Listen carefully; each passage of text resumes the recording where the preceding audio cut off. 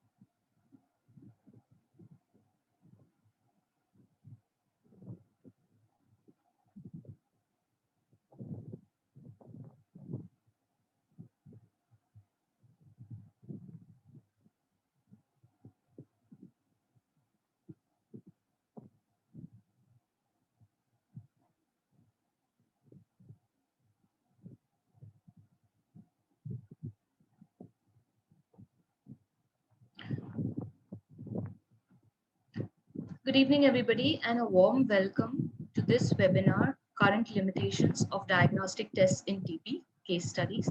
I am the moderator for the session. My name is Dr. Aparna Bhanushali. And this webinar, can we have the next slide, please?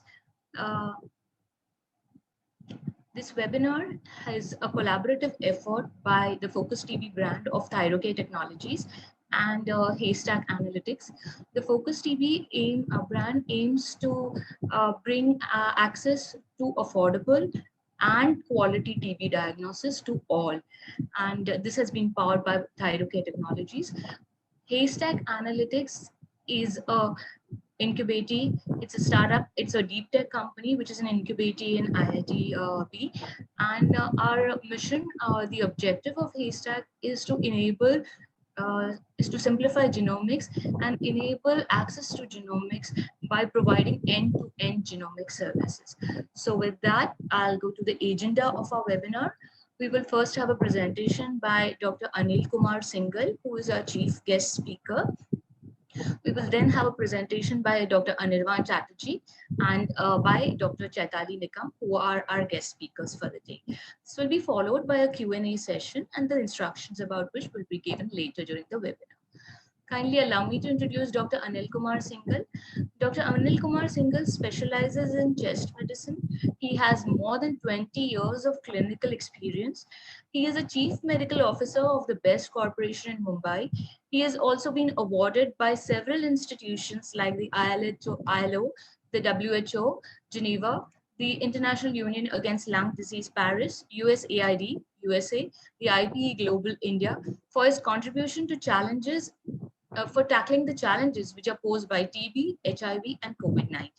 He's felicitated by the CPAA India in association with the WHO for his valuable work in the field of tobacco control and cancer prevention.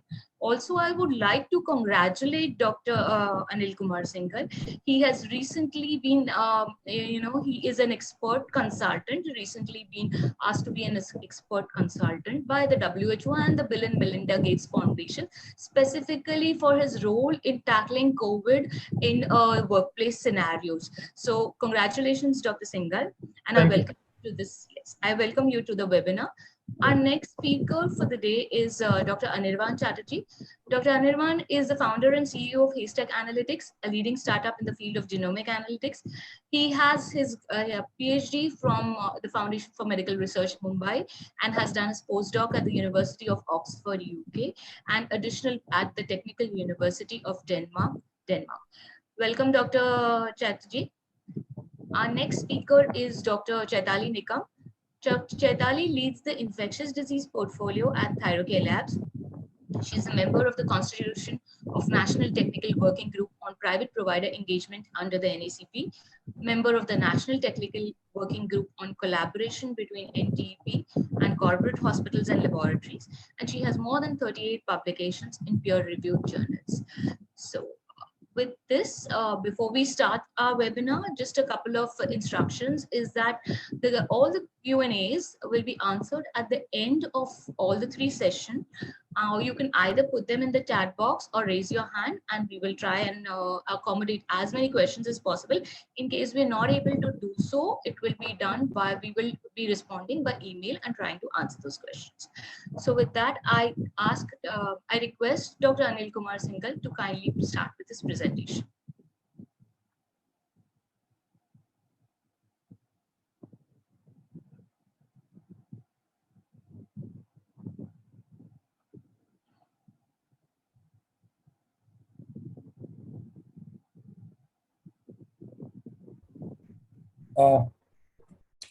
Good evening, everyone, respected seniors and my colleagues.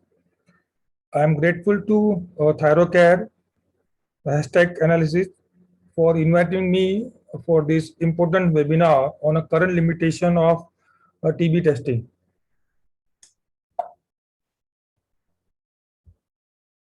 When the molecular biology testing performed on an Egyptian mummy, it was established that the TB was affecting the people since the ancient time. During those days, the people were dying due to unknown cause of death till 24th March, when Sir Robert Koch discovered the TB bacilli under the light microscope. After this discovery, most of the developed country has controlled its TB course well, but the developing country like India still struggle for control of its rampant course in the India. As per the WHO, India continues to have largest share of global TB cases. Plus, the decline in the new cases is very slow. The mortality is unacceptably very high. For every 3 minutes, around 2 people are dying on account of tuberculosis. Now, drug-resistant tuberculosis is now become a major public health concern. Besides the public health concern, the TB is a major threat to the economy, causing loss up to the tune of $100 million annually to the Indian economy. This is because tuberculosis predominantly affecting the people in a working age group, that is between 18 to 55. The TB often weaken the affected person. That's why he unable to attend his work, thereby lead to loss to the business. Besides that, there is a stigma, discrimination involved whenever the affected person the stigma, discrimination are faced by the affected people when they are work. It is estimated that every affected person have lost the 3 to 4 months of their work time and around 20 to 30% of his annual income on account of tuberculosis. To mitigate the impact of tuberculosis, the United Nations in its Sustainable Development Goals has decided to eradicate tuberculosis by 2030. But on other hand, knowing the fact that, or to minimize its devastating impact on the public health and the economy of India, our Prime Minister Modi ji has expressed his desire to eradicate tuberculosis 5 years ahead of the Sustainable Development Goal, that is by 2025. To meet this ambitious goal pronounced by our Prime Minister, the Central TB Division of Ministry of Health and Family Welfare has launched the National TB Elimination Program by 2025. Under that, they are wherein the early diagnosis of both the latent and drug-resistant TB has given a very important role. Therefore, is it the need of the time to accelerate rapid TB testing, including the drug-resistant DST testing. With this, my initial remark, I will start with my first case. Now, this is a 16-year-old girl, resident of Virar. Her father just expired two years back, and she got symptom for 1 month. She was symptomatic for 1 month. Then her sputum was done by his family physician, smear examination. All three were negative. So she was treated by family physician for more than a month with different sorts of antibiotic. But she was not improving. So she was asked to gene expert. But as his sample smear was negative, gene experts were not done. And then the sputum culture was done, which came positive after the end of 4 weeks. So, and she was started on a first-line anti-TB drug, but she was not responding. So the DST was done. This shows which came the result after the 6 weeks, and she shows that she was suffering from multi-MDR TB. So accordingly, she was started treatment, and she started responding to the treatment, and she got cured from the MDR TB. But after 1 year, her younger brother became symptomatic, and that is my second case number 2. So there he was a 14-year-old boy, and again symptomatic for 1 month. This time his sputum was done, which was negative, and again was treated by family physician. But knowing the history, that family history, that his father was expired because of DRTB, and his sister just recovered from the MDR-TB. So on the family history and X-ray, he was treated with the first-line anti-TB drug. But she was not responding. So the sputum gene experts were done, which shows R resistance, RIFA resistance. So the DRTB treatment was started, and so it was started after 2 months of the symptom. But again, he was not responding. But the DST came after 4 weeks, which revealed that he was suffering from XDR-TB. And after that, also almost 4 months after his symptom, he was started on an actual treatment.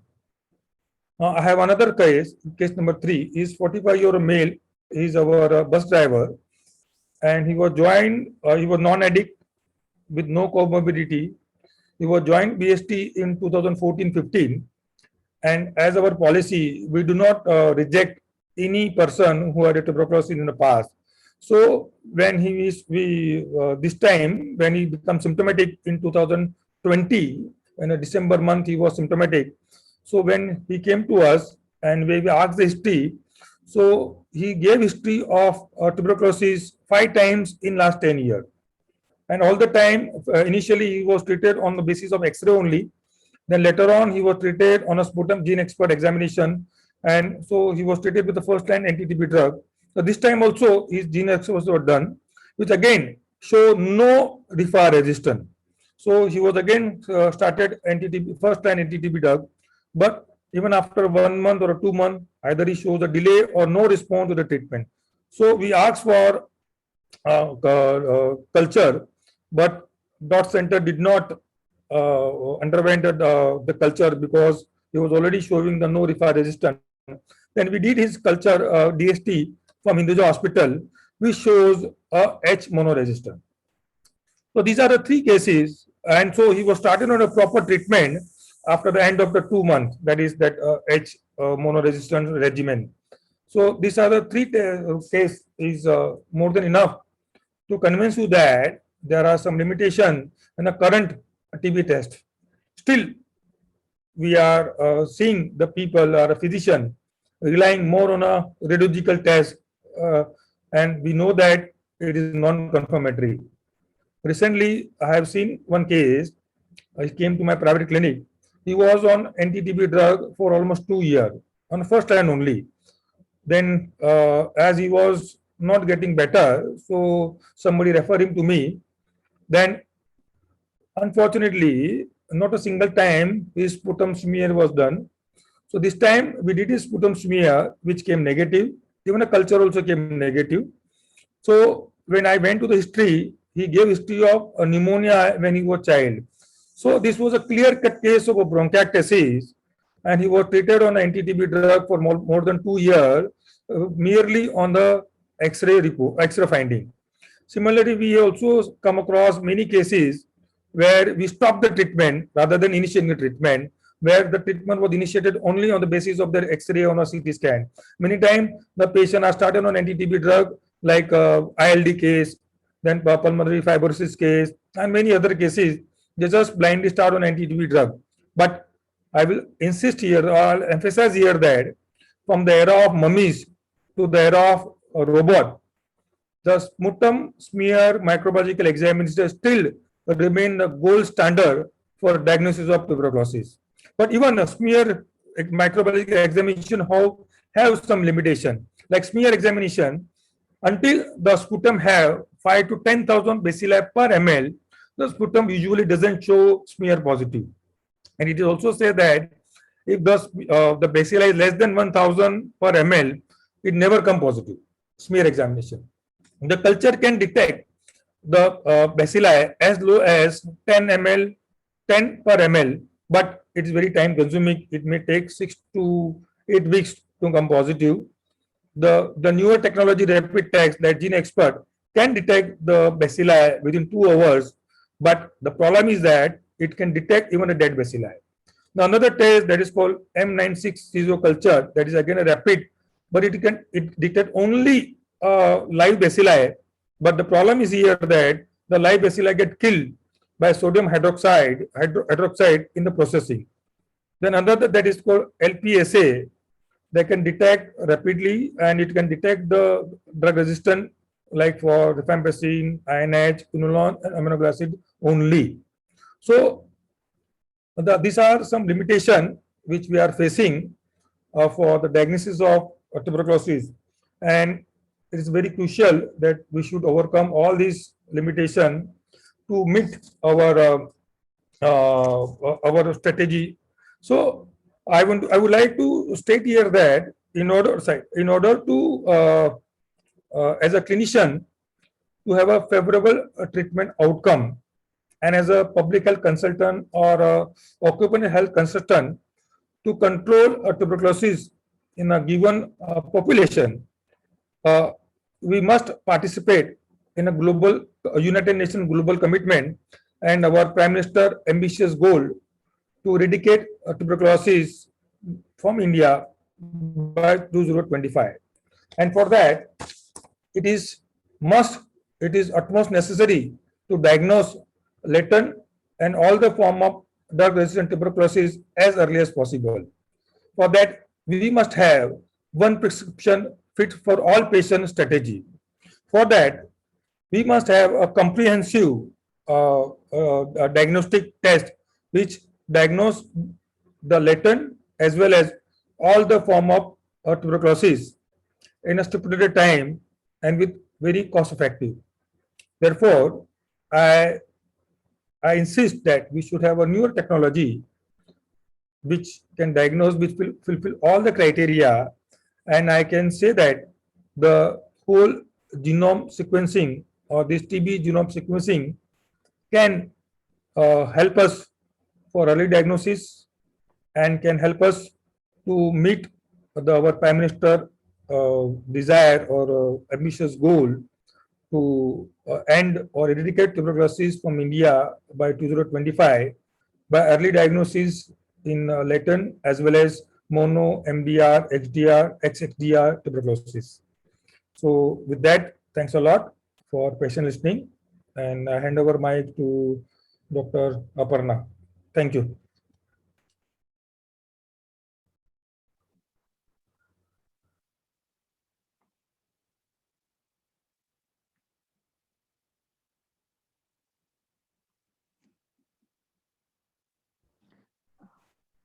Dr. Aparna, please. Yeah. Thank you, Dr. Singhal, Uh, and thank you for these presenting us with these three cases, which are really they kind of indicate how much time elapses between the time the patient actually gets the treatment. I will now ask our next speaker, Dr. Anirvan Chatterjee, to please start with his presentation and give his views on also the three studies that Dr. Singhal has presented.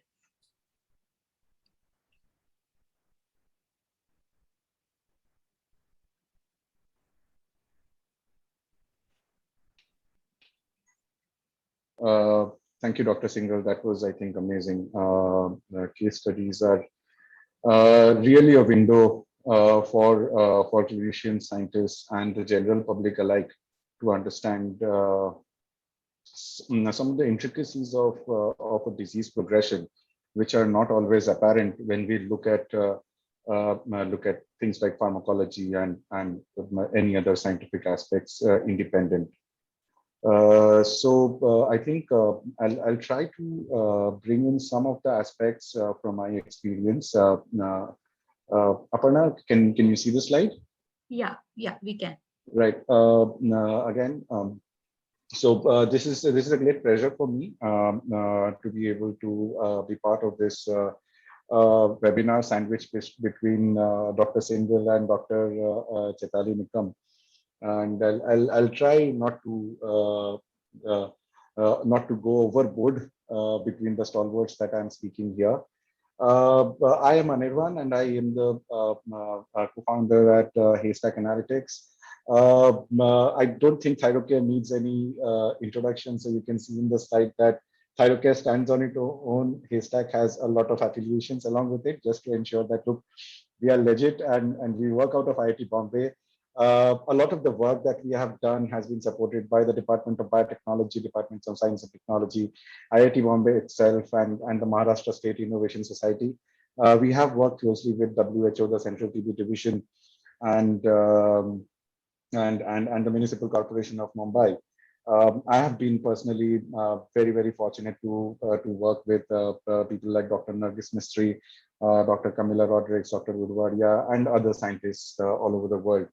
What I will be talking about is a slightly biased view of the world, and that comes from the view of the lab and how we develop technologies with the hope that we can assist the real heroes on the field, and like Dr. Singhal, who brave it every day to meet tuberculosis patients and try their best to provide them early relief from this extremely difficult disease, which used to be called consumption, and it was called consumption because it could actually consume the body. Just taking a cue from Dr. Singhal's talk, why is it that drug resistance comes on? I mean, it's a question which a lot of people have answers to, and there are many answers to it. What we need to understand is what is the relationship between multi-drug therapy and multi-drug resistance. And the point is, there is no relationship between multi-drug therapy and multi-drug resistance. It's the lack of a multi-drug therapy which might result in multi-drug resistance. How does that happen? Because TB is such a slow-growing bacteria, very early on, the global scientific and clinical community realized that we must give multiple drugs to the patient to ensure that the bacilli is killed. So the whole concept, very simply put, is one antibiotic is given and it's supposed to kill the bacteria. In case that antibiotic doesn't work, there is a second antibiotic in the system which should kill the bacteria. In case that doesn't work, there is a third antibiotic which is given. In case that doesn't work, there is a fourth antibiotic. Also, there are some more nuances because some of these antibiotics work on actively dividing bacteria. Some of them are for the elongated phase of the treatment. But the whole idea is very simple. It was always thought of a therapy which was supposed to prevent the evolution of drug resistance in the bacteria. The problem is, if we do not have all the 4 antibiotics or 5 antibiotics working at tandem, this entire concept falls flat. So which means if we give a patient 4 antibiotics, of which 1 is already not working, I'm increasing the chance of that antibiotic not working and the patient stop responding if other antibiotics don't work. I am reducing the efficacy of all the 3 antibiotics by having one antibiotic which is not working. If we have 2 antibiotics which is not working, then you are looking at a situation where you might be encouraging the bacteria in that patient to develop new drug resistance. And this is clear from what Dr. Singhal said in his case progression.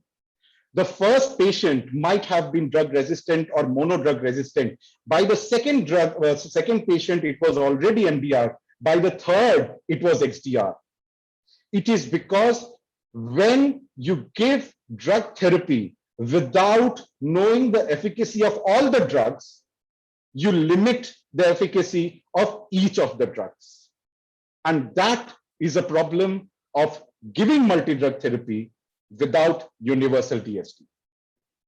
So now coming to it, this is how important the government of India thinks universal DST is.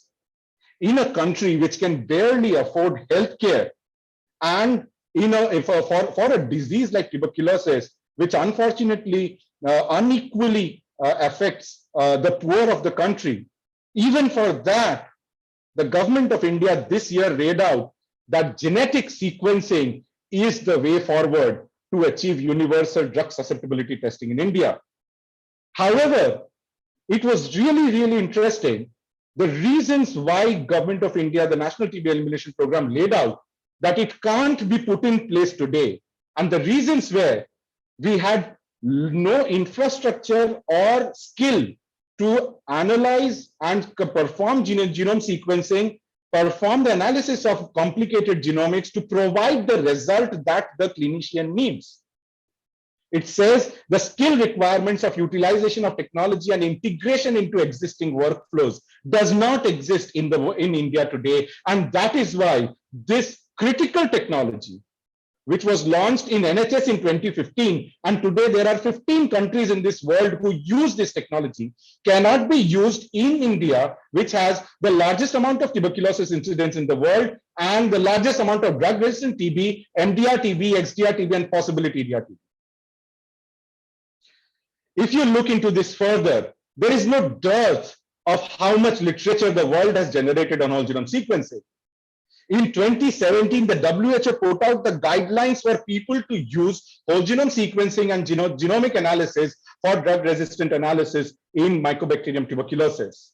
In 2015, NHS put out, and this was literally their study, and I was fortunate to be at that point doing a postdoc there, rapid and comprehensive affordable Mycobacterium diagnosis. And I'll come back to that affordable part in a bit. In UK, of course, this was also done in Mumbai with stalwarts like Dr. Nargis Mistry and Dr. Camilla Rodrigues, and I was really fortunate to be the first author in this study. If we look at that, there are hundreds of publications which have now shown whole genome sequencing does drug susceptibility testing every time, almost every time, better than any other method in the world today. It certainly is better than any molecular test, because every molecular test looks for a mutation, and whole genome sequencing looks for all the mutations. There is no new kit. There is no FL, there is no SL, there is no expert, there is no expert plus. It's just one test for whole genome sequencing. I was again fortunate to be part of these global studies. And one of them was very, very interesting, where we were able to do genome sequencing in a day. And someday we want to bring it to India as well. We are working on making that technology available in India. So this is how important whole genome sequencing has become for the global TB community, for doctors, for scientists, for public health, for surveillance programs, for national TB programs. In 2017, WHO brought out that whole genome sequencing needs to come in. In 2021, the guidelines, the PMDT, the Programmatic Management of Drug-Resistant TB in India, put out whole genome sequencing as the need of the hour in India. And just yesterday, the WHO brought out the newest catalog for calling drug-resistant tuberculosis in India. We are really, really fortunate to have one of the authors of that study as a team member at Haystack Analytics in IIT Bombay. The opportunities for clinicians is now to offer the best treatment to the patient on day 0. What I mean by that is we need to give every patient the equal opportunity to get the best therapy every time they reach a doctor. When they don't reach a doctor every time and when they don't get the treatment right, this is what happens. All of us know defaulting. You go and talk about why drug resistance happens, everyone is going to say defaulting. But why does defaulting happen? Of course, defaulting happens because the drugs are very difficult to take. Of course, defaulting happens because there is red urine after you take rifampicin. All of that is there. But we must also recognize defaulting is there because the patient starts feeling well and then stops feeling well. The patient worsens. Why does that happen? We know that there is a patient delay. There is a stigma. Patients approach the system late because in and around them, they have seen patients go years and years of TB therapy without getting a relief. There is a diagnostic delay because there is one test, you do an X-ray, you do a sputum, you do a gene expert, then an expert plus, then a first line LP, a second line LP, a first line DST, a second line DST, then universal DST, then CT scan. There is a diagnostic delay. Why can't we provide the answer on day one? There is a treatment delay because every time the diagnostic cycle is repeated, the treatment changes and the patient is fed up. The doctor is trying to do his or her best, but the patient is fed up. All of that leads to inaccurate therapy. And this inaccurate therapy globally results in 75% of MDR cases being untreated in the community, transmitting drug-resistant TB. And that's a mathematical problem. Because if we are treating every drug-susceptible tuberculosis case, the only TB which is not getting treated and which will transmit is drug-resistant TB. So all clinicians out there, the number of drug-resistant TB cases that you're going to see is only going to increase because you're doing a fabulous job in treating the drug-susceptible case. And the diagnostic is letting you down in treating the drug-resistant case. We want to change all of that.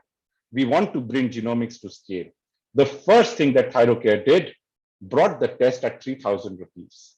What this means is today, just over a marginal extra cost of a gene expert, which gives response to one drug, rifampicin resistant, you can have a screening for 18 antibiotics at the same time.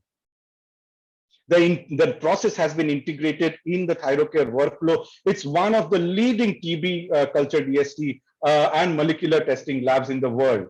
It is validated by the national program, by CAP and by NABL. All the accreditations are there.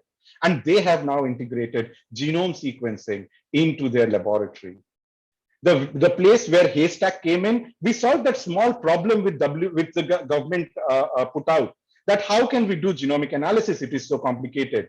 Haystack Analytics, engineers from IIT Bombay, scientists from IIT Bombay, IIT Kharagpur and other places, we came together to find a fully automated plug and play system. So right now, when I first did genome sequencing analysis at the University of Oxford, there were 25 best scientists in the world working on it.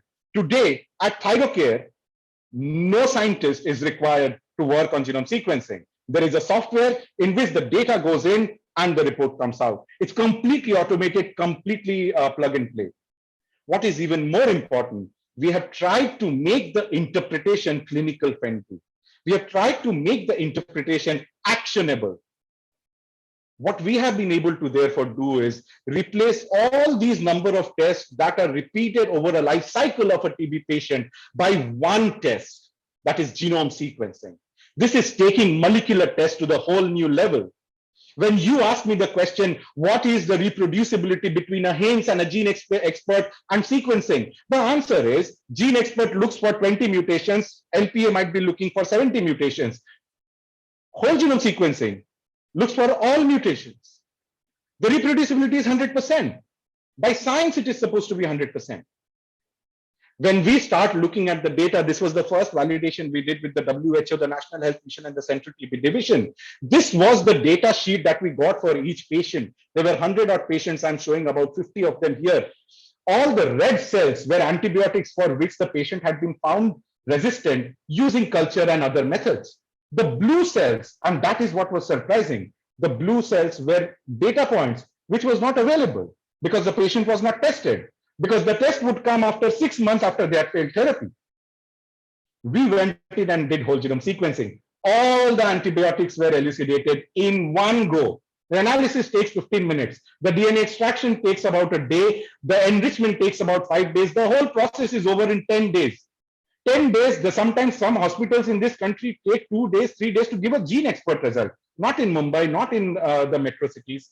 But look at the time difference, and we are going to bring it down to 5 days with the help of ThyroCare.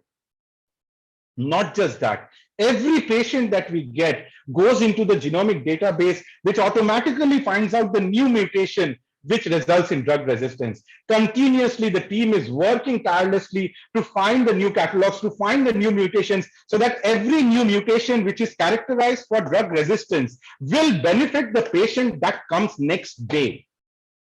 We do not want any more delays in diagnostics just because it takes time to make a new kit. We don't need a new kit. We just need a new program. When we look at solutions, the Omega TB Made in India solution with the Department of Biotechnology, IIT, all of that, we have been able to make it really inexpensive. We have been able to make it private. Your data is not going anywhere. The genome sequencing is being used to provide tamper-proof data. You cannot change a genomic sequence data because every data comes with its own barcode from the instrument. This is Omega TB, which is used, which is the underlying analytical technology for ThyroCare genome sequencing. So what does it mean for clinicians? For fresh cases, when it is RIPA sensitive, when it is HIV positive, you must bring the data of a person for whole genome sequencing. But certainly for RIPA resistant and MDR suspect. If your patient is a retreatment case, if your patient is INH resistant, if your patient is resistant to one drug or even half a drug, if you think half a drug in the sense, if you think it is presumptive MDR, the patient should be brought to whole genome sequencing because we are saving you at least 6 weeks of time. And we are saving the patient from taking medicines which won't work. I will remind again, if one medicine is not working, you're reducing the chance of the other 3 medicines to work.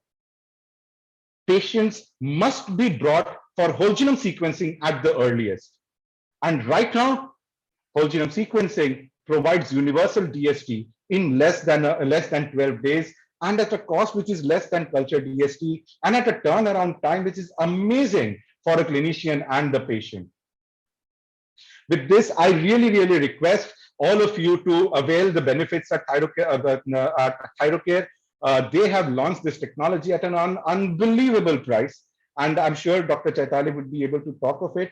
Aparna, there is a possibility Dr. Chaitali might be traveling. If required, I can probably go through her slides as well. Sure. Just let me check with Dr. Chaitali. Is she here? I'm here. I can take it ahead. So I will take the slides for you, Dr. Chaitali. Yeah, that would be better. Yeah, thank you. Let me just open up your presentation.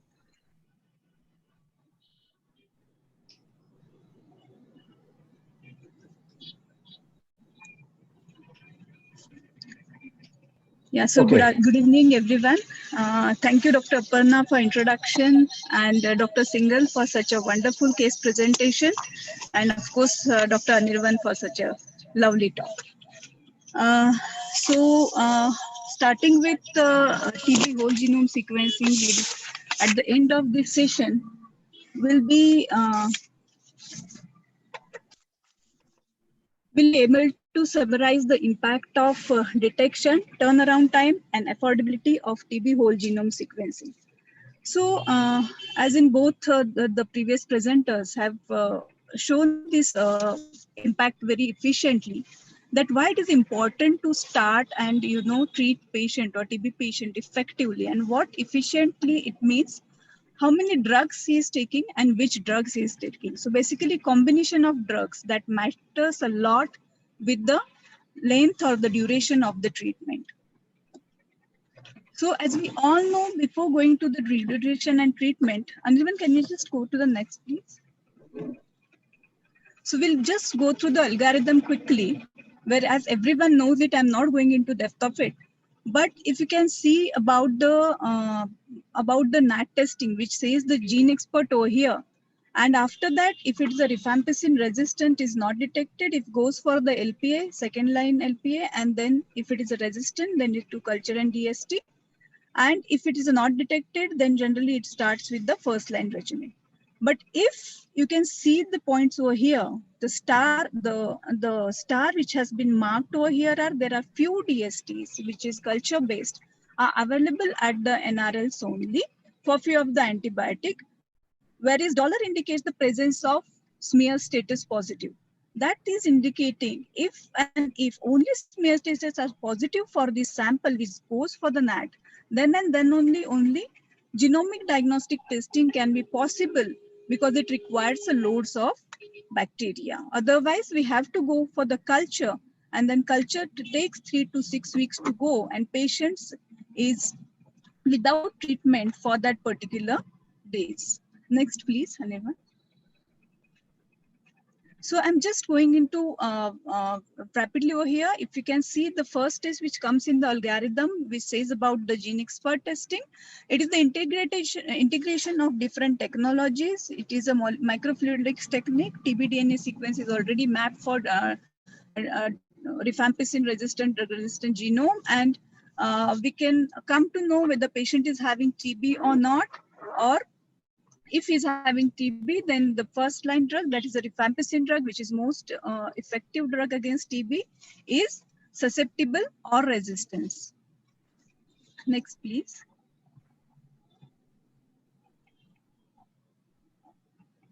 So here is the fill it, shut it, and forget it for 2 hours. You'll get the result in just 2 hours of a time.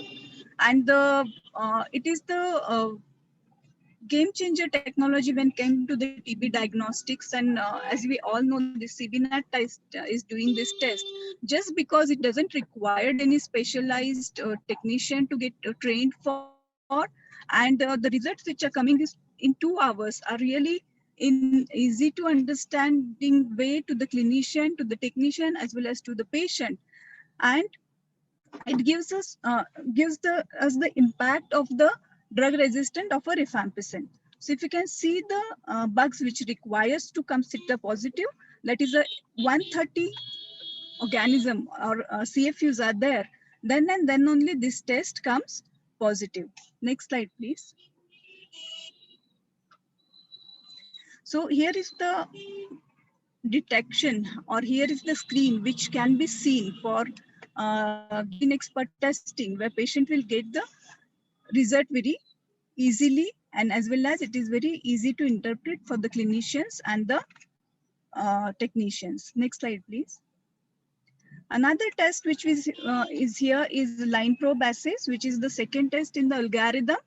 So it is quite lengthy test as compared to the gene expert, but then it gives you the 2 antibiotic first, that is the rifampicin and isoniazid in first line, and group of antibiotics for fluoroquinolones and aminoglycosides in second line. So it is a hybridization assay where we need to extract the DNA from the sample, then we need to go for a PCR, and then there is a method called as the hybridization, which can be done manually or by automated by using TwinCubator or GTBlot 48 respectively. And at the end of the test, you'll get the result in the color reaction format, which looks like this. Next slide, please. So here is the interpretation of a SL, that is, I'm just giving you for example. So here are the 3 bands which we need to check with the intensity of the bands, whether controls have run properly or not, then loci have come on the strip or not, and then we need for the check for the probes, which probes are bind over here and which are not. Depending on the, sometimes if it is clearly absent, then it's very easy to read. But if it's not clearly absent or present, then it is difficult to read the reaction and give the report to the patient. So basically we have to check the intensity of a band very keenly when we are running line probe assays for first line and second line. Next slide, please.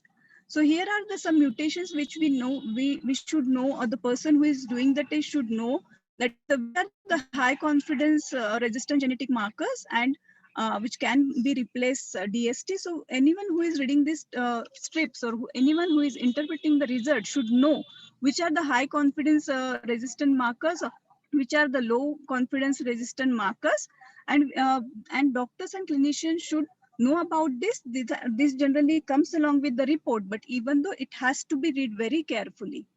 Next slide, please. So third test, which is there in the algorithm in the culture in solid and liquid media.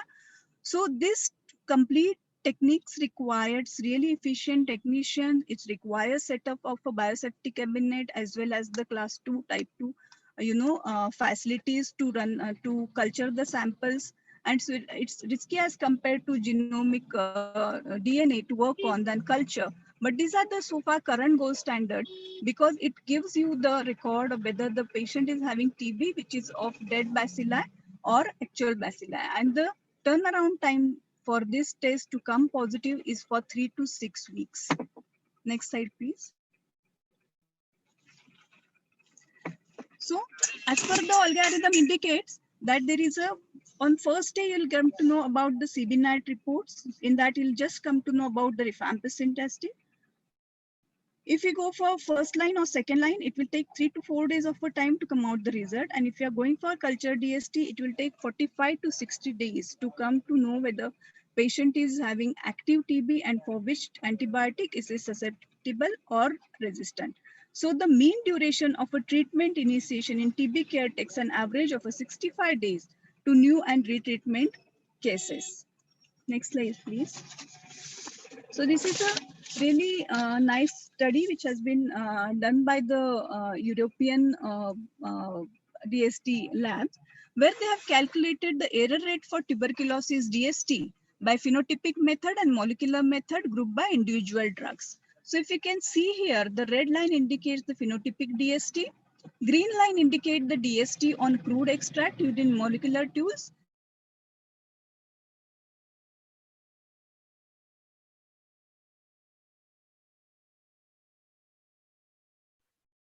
and blue line indicates the DST on culture potentially between drugs. So if we can found to be highly error prone, followed by amikacin and ethambutol and streptomycin, whereas the proportion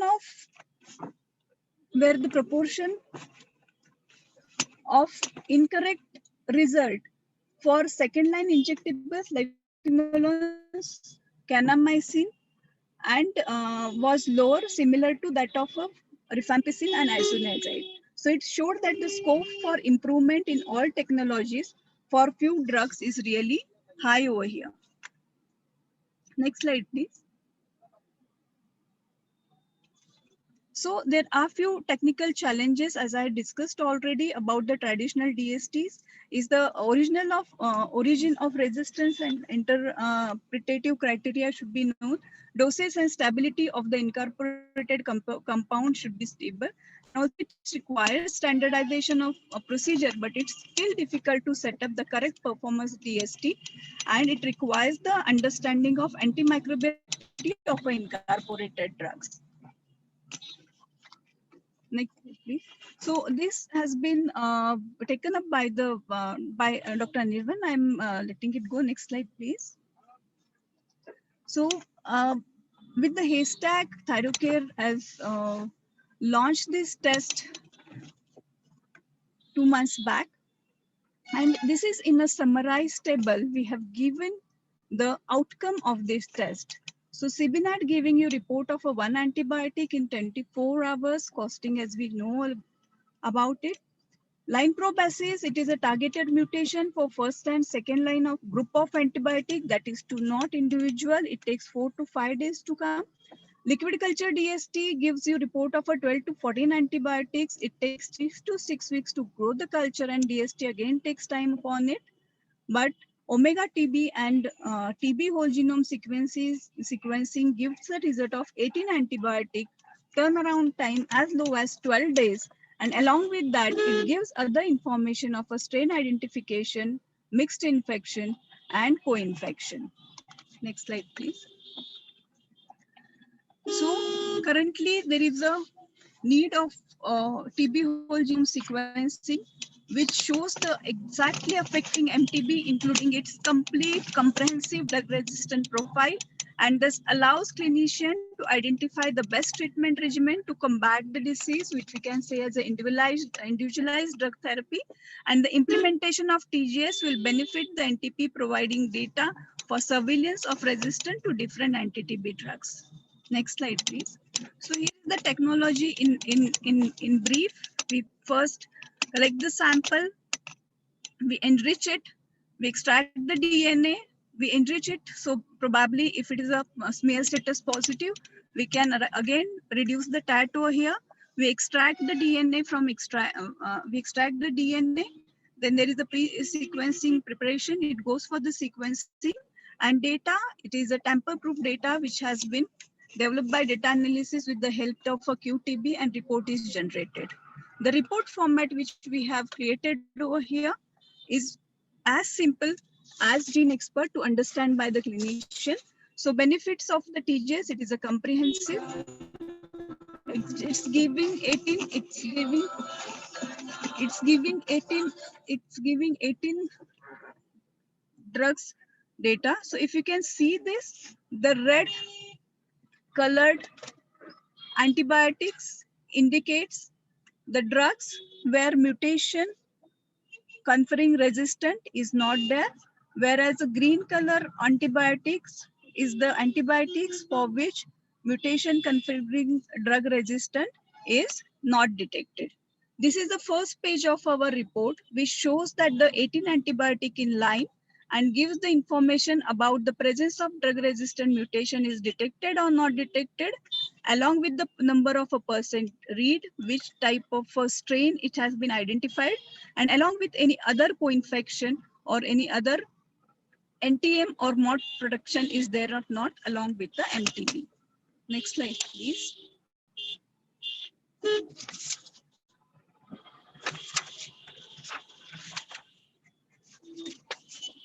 Next slide, please, Anirban.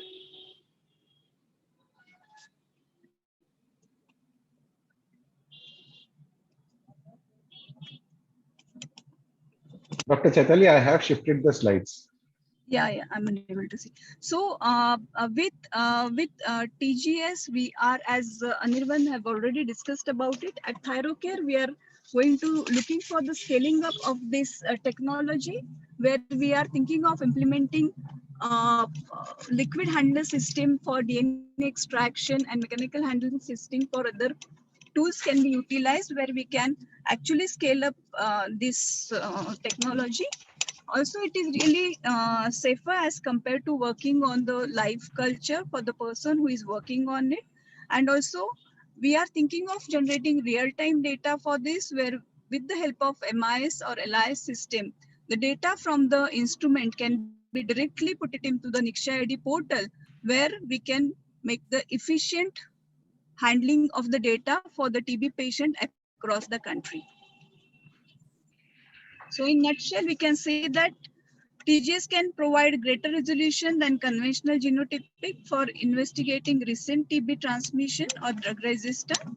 It is a one-stop source of curated genotypic and related metadata with MTB strains. And we are transitioning using TGS as a standard method of a TB diagnostics by providing antibiogram of 18 drugs within 12 days and affordable cost. So 12 days turnaround time can be further reduced down with the cost of rupees 3,000. So in 3,000 rupees, you are getting 18 drugs, and it is a comprehensive test for TB molecular testings.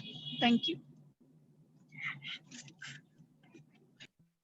Thank you so much, Dr. Chaitali. And once again, I would like to thank all the speakers for their wonderful talks and an impassioned talk, specifically by Dr. Anirban Chatterjee. We will now take some of the questions which are there in the chat box. So just let me start with the couple questions which are there. So first of all, there are praises from Dr. Harish Dixit to all panelists saying good. So congratulations. Secondly, good evening all the delegates. Second is from Mr. Mohan Agarwal to all panelists. Good evening all the delegates. You people have presented and provided a lot of information which is going to help me a lot to use this information. Dr. Aparna, we can probably go to the questions. I'll tell you. So there is a question from Suresh. Srinivas Gola. How much Okay. is the cost? I think that has already been mentioned. The cost is rupees 3,000. Dr. Chaitali, would you like to take this? Yes, so cost is 3,000 rupees for the for one test. So in 3,000 rupees, you'll get the comprehensive report of 18 antibiotics. Thank you. Dr. Sriraj Talvadekar has asked to all panelists at Dr. Nikam, can omega TB be done on extrapulmonary samples too? And if yes, has it been standardized? I think Dr. Chaitali or Yeah. So extrapulmonary samples, yes, if it is a grown in culture, definitely we can extract the DNA from the culture. Otherwise, we all know that extrapulmonary samples are already having less load of a TB bacilli, and then it would be very difficult to extract the DNA which is required for whole genome sequencing. But yes, if it is a growing in the culture, then definitely we can, take it ahead. And the standardization is already have been done by Dr. Anirvan in few of the countries, and definitely we can do it if its culture has grown already.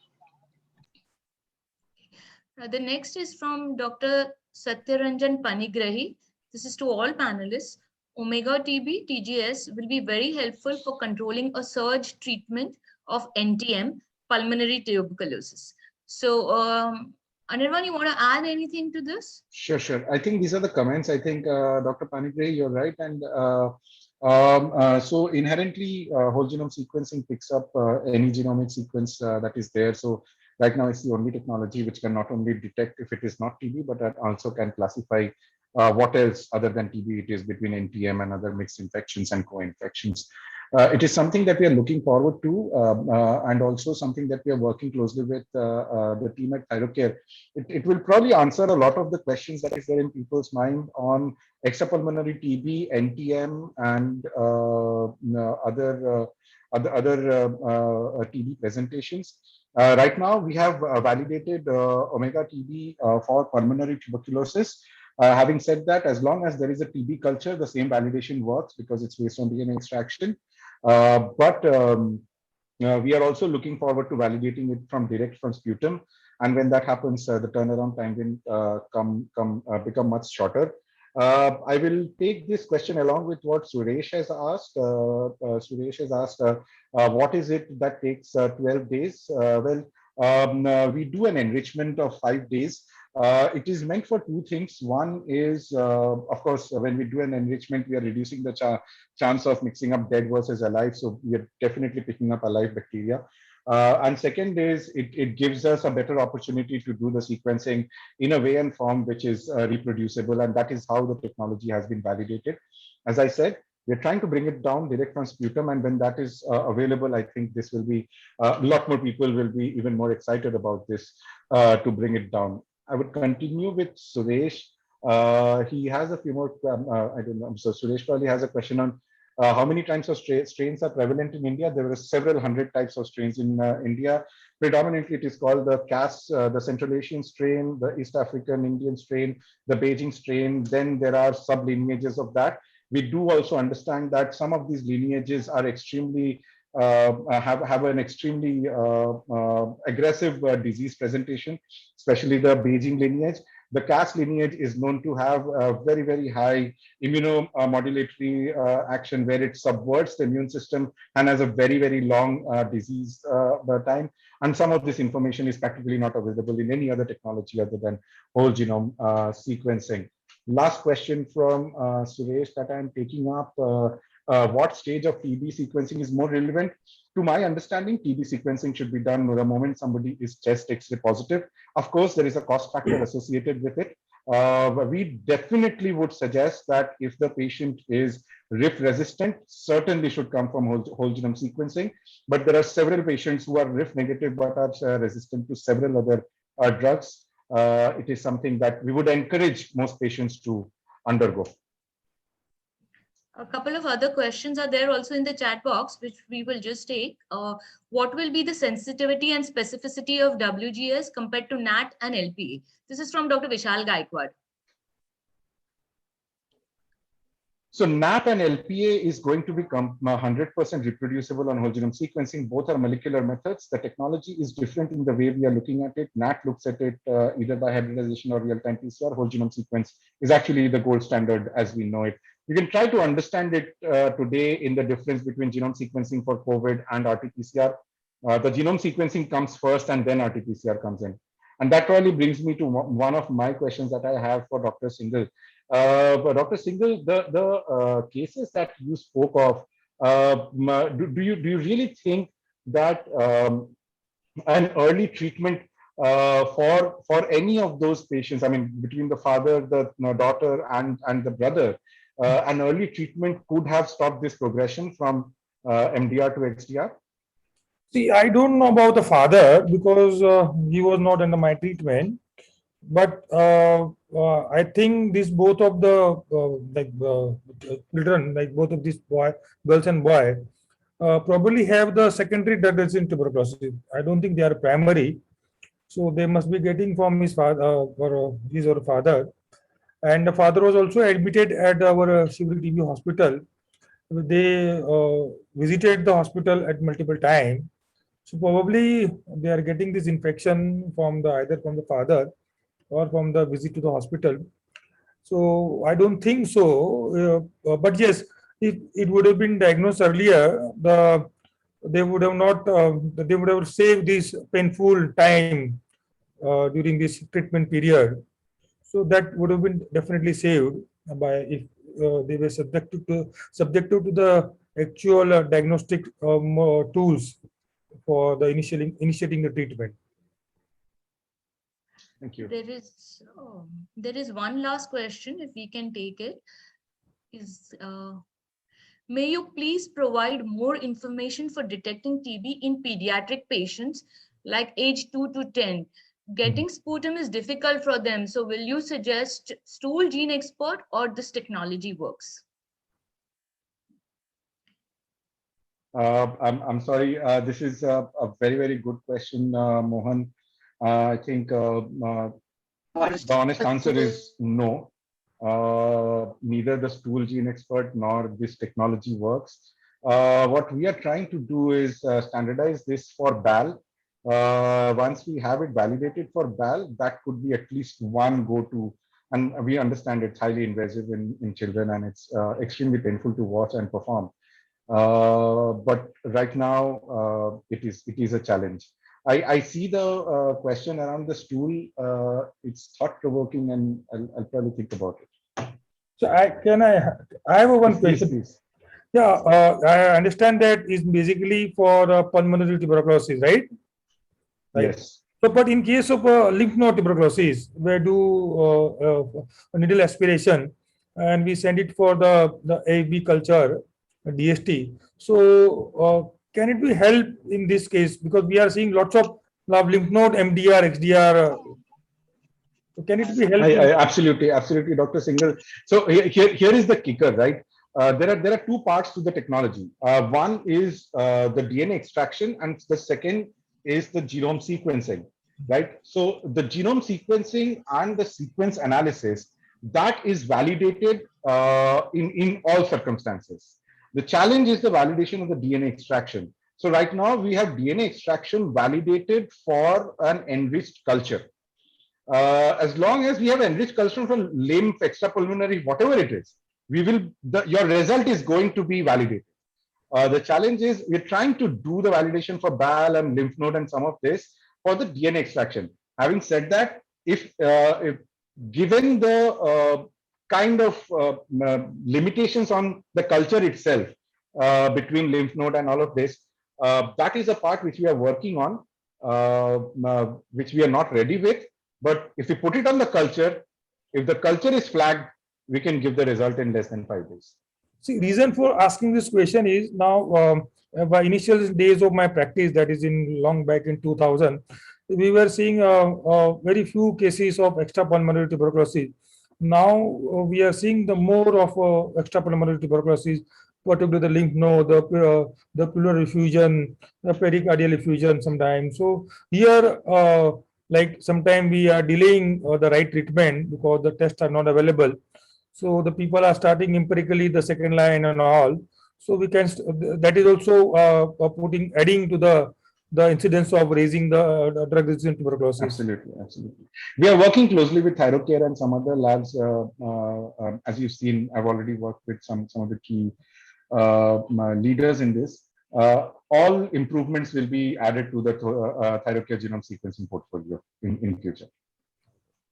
So I also request you, particularly Dr. Ariman and Aparna and Chaitali, we having a national webinar on a DRTB on 30th June. I request you to participate so you can put your insight. So I'll tell them to call you as a panelist. Thank you. Thank you, Dr. Singh. Yeah, thank you. So thank you, everybody. Thanks. And we'll keep you posted.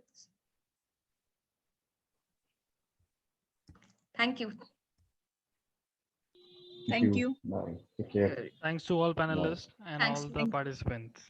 Thank Thank you. you. Thank you everyone for listening and sitting through this. Thank you. Bye. It was, we enjoyed it, Dr. Anirvan. We're always happy. Yeah. And I also congratulate Dr. Chaitali and the ThyroCare team for doing all that is necessary for bringing this to at such an affordable price to everybody, keeping in mind that it is for the cause of a larger good. So once again, thank you, and we'll see you all soon. Yeah, thank you. Bye. Thank Take you, care. Dr. Aparna. Yeah. Bye. Pleasure.